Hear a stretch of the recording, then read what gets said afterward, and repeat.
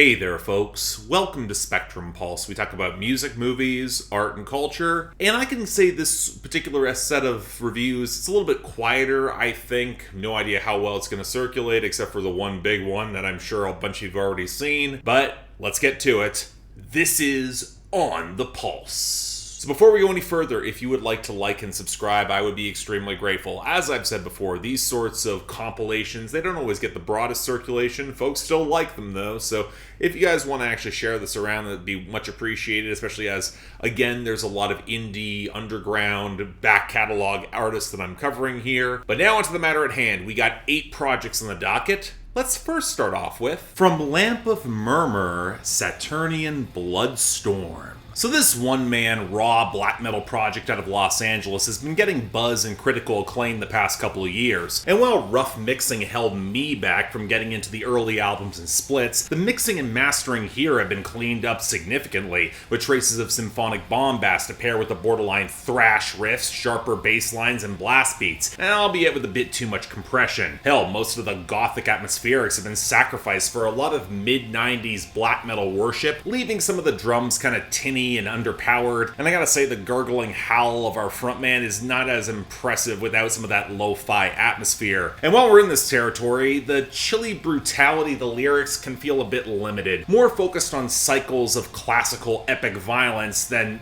saying more or crafting any sort of thematic arc. So I'll call it a solid listen, just not as memorable as it should be. From Ron Gallo, Foreground Music.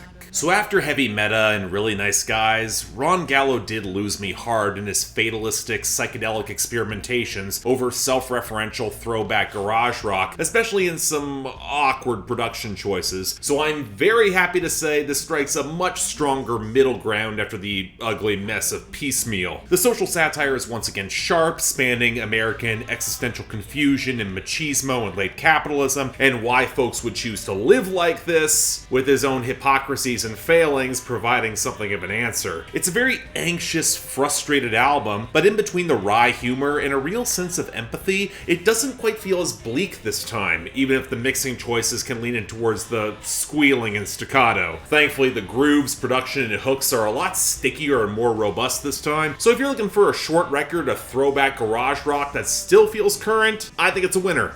Check this out. From redveil, Playing with Fire. I was late to reviewing redveil's excellent Learn to Swim last year, and while this is just an EP, I wasn't about to make the same mistake twice. And for a quick slice of chaotic but melodic trap bangers built for the live shows, splitting the influence between Lil Uzi Vert and JPEGMAFIA and the smear of wild samples and slightly blown out mastering, hell, Peggy is on this project and fits in effortlessly. Look, it effectively does exactly what it needs to do, while still providing the liquid, soulful melodic grooves and some pretty sticky hooks, and yet there's more depth beyond all the braggadocious flexing. Like on Learn to Swim, it smartly sidesteps those who would pigeonhole him or assert ownership over his experiences, his pain, or his art. The goal is direction over speed, for freedom and not for the brands, and thus feels more populist and universal. So yeah, this kicks ass. Great little EP, absolutely check it out. From Shame, Food for Worms.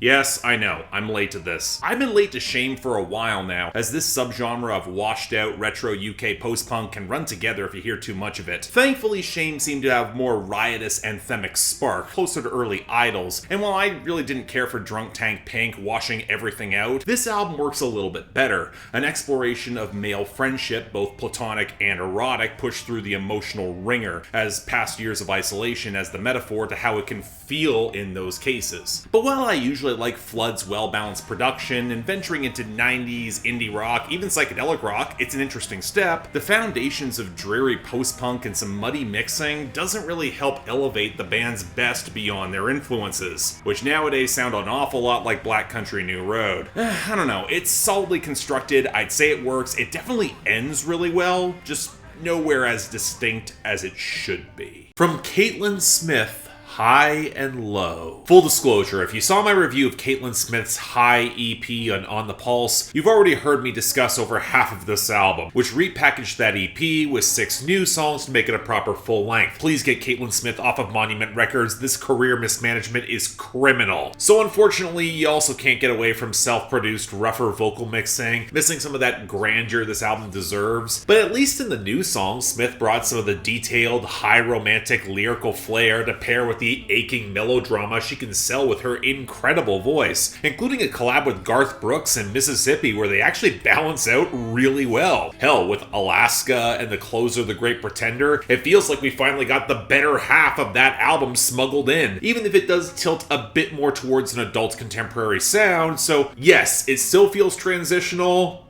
but it's way better now.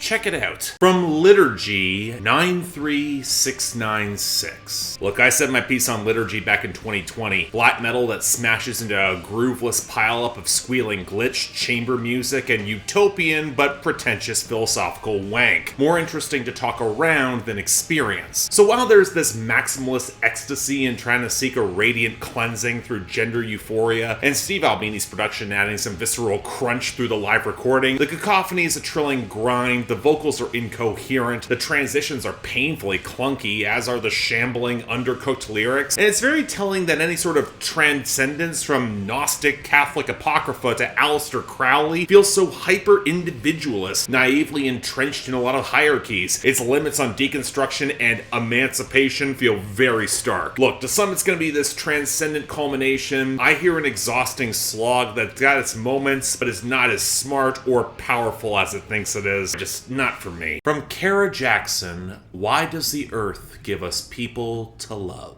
I feel like I was set up to like this. An indie folk and country singer-songwriter debut, dabbling in soul, even ambient. This should be up my alley. And yeah, I do like it. The shuffling, hazy acoustics flitting between intimate lo-fi bedroom pop to spacious, soulful soundscapes. And while Jackson's singing lacks some polish and tightness, languid is a great way to describe this project. It definitely feels like an overlong debut. And there's a shambling slipperiness to how Jackson paces her songs or bends her voice. I just kept coming back for the organic, textured atmosphere and the poetry. Thematically, this album centers finding personal worth and how that can occasionally compromise insecure relationships, which leads to listless, lonely heartbreak between those who will linger in self-destruction and those who just might wind up getting taken too soon. So it's an affirming, if kind of bleak listen, but I would call it a really good one. Check it out. From Metallica, 72 Seasons.